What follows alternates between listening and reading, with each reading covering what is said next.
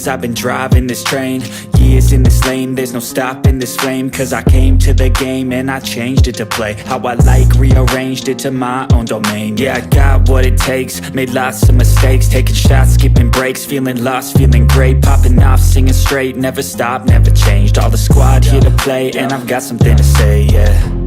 I work hard each and every day, I get lost in the words I say. I don't push pause, no I push play.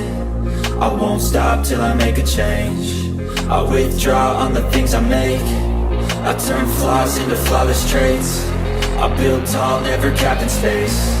I won't stop till I hear him say, oh, oh, la la la la la la, la la la la la la, oh, oh, oh, la la la la la la, la la la la la la, oh, oh. 6 a.m. and I'm up again. I got tired eyes, need a cup of blend. That's right, in the AM, that's my only friend. No light, just the sun coming up on the horizon. I lose track of time, yeah, I move fast and climb a new class divine, yeah, true passion shines. And I'm through passing time, I choose stacking dimes. You snooze half the time while I move passing by. I work hard each and every day, I get lost in the words I say. I don't push pause, no I push play. I won't stop till I make a change. I withdraw on the things I make. I turn flaws into flawless traits. I build tall, never capped in space. I won't stop till I hear him say. Welcome to Sparks, Nevada, site of the Tesla Gigafactory and our Tesla semi-truck factory as well. So, yeah, I can't believe it's been 5 years. We unveiled the Tesla Semi 5 years ago. There's been a lot that's happened since then, to say the least. But we're incredibly excited tonight to actually deliver our first production Tesla semi-trucks. People might wonder, why build a semi-truck? Because if you look at the actual unit volume, it's small compared to passenger vehicles. So for passenger vehicles, you know, there's on the order of almost 100 million that are sold every year, and whereas semi-trucks, it's like for 400,000 or 500,000. Not even, yeah. It's a couple 100,000 Class 8 trucks a year. Globally. Yeah. Or no. Sorry, that's US. Yeah. So in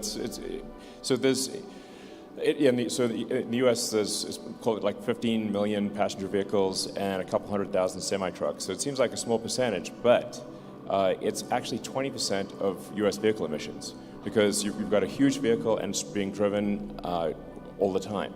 So when you factor in the number of hours driven and the weight that it's carrying, it's actually, although it's only 1% of vehicle production, it's 20% of vehicle emissions. And it's over a third of all the particulate emissions. So from a sort of health standpoint, particularly in like cities, this is a huge impact, like gigantic. We've been through hot, cold, snow, rain. We've been putting this thing through all its paces in the lab as well as in the real world. You know, the simulation team has been doing an incredible job of being able to scale all of that, you know, in the virtual side. And the other thing is that we're going to take these and we're going to put our money where our mouth is, and we're going to put these on into our own fleet, into our own supply chain, and we're going to use this to transport goods between our factories and our suppliers, because we believe in it, not just from a mission perspective and a cost perspective, but because we want to close that feedback loop. We got to get that learning as fast as we can. We want it straight from the drivers, we want it straight from the service techs that are working on it. We're going to take all that data that's coming in and continue to refine the product and make it better, just like we do on the car side. We're using the carbon overwrap sleeve, so essentially we're using the plaid Model S, Model X powertrain,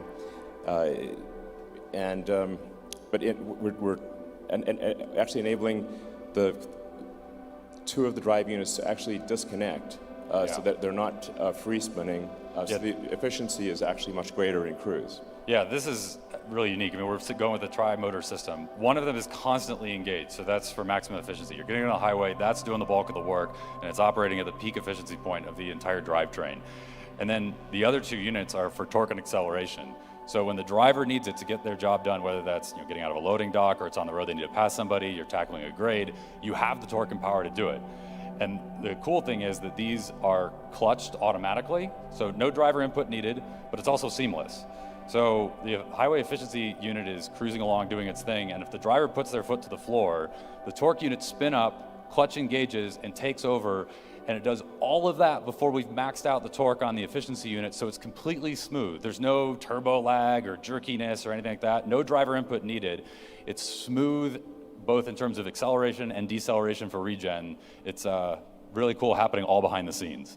So that truck's clocking it at 82. That's weighing 82,000 pounds. And when you see that pass shot again, you'll notice that speedometer is climbing. We're going 6% and accelerating up that grade.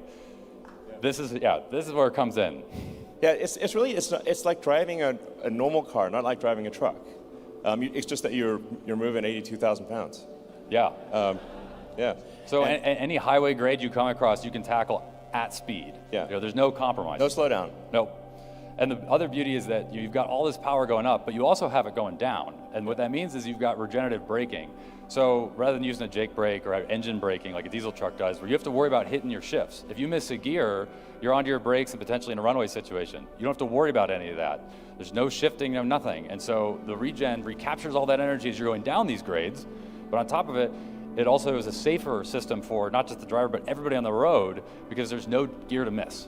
But yeah, standard trip. Down the 5, up Grapevine, through LA, traffic, construction. We got the bypass on the way station, but running full 80 or just under 82, full deliveries, nothing to hide. Yeah, real world. It's He did take one restroom break for. There is a required mandatory 30-minute break within the first 8 hours of operation. Okay. Took a small restroom break, but that was it. Yep.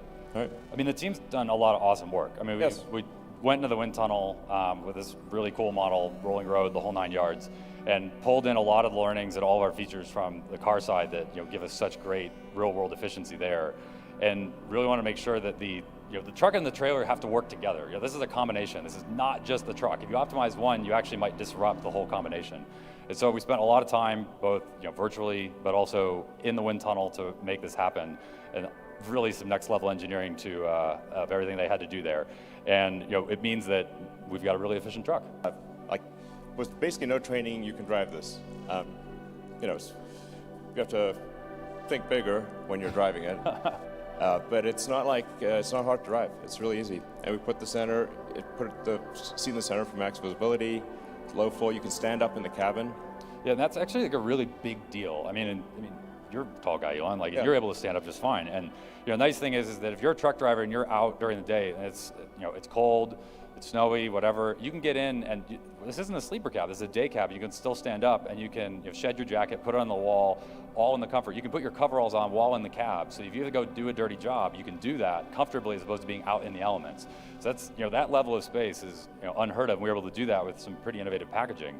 And on top of it, there's plenty of cargo storage, for drivers that need to bring any tools, other equipment along.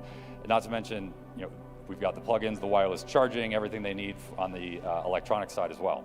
Obviously, to charge a truck like this quickly, you need a high-power charger. So we developed a megawatt class charger as it's capable of charging at a megawatt to DC. Yeah.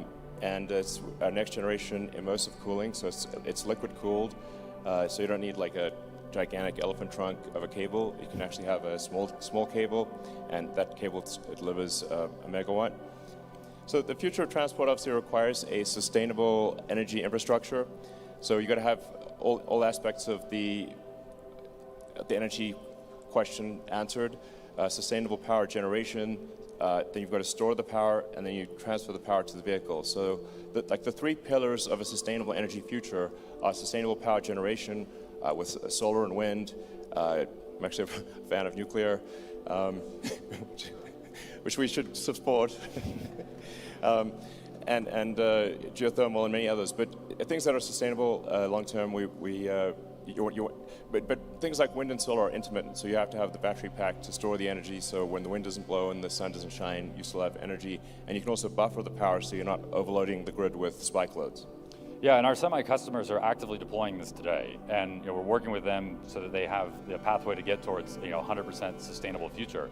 But we have all of this at our disposal, commercial solar and Megapack, and the Megapack is great because not only can it do things like peak shaving or some of the other energy modulation, but it also provides a form of redundancy and backup. I mean, if we're going to ask a fleet to take on these trucks and run them, they need to ensure that they're going to be able to charge them and keep their fleet running even in the event of a power outage, and that's one of the things that we can do with the Megapack on site as well.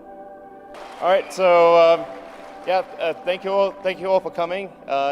It's been a long journey, a long 5 years, but this is going to really revolutionize the roads, and I think make the world a better place in a meaningful way.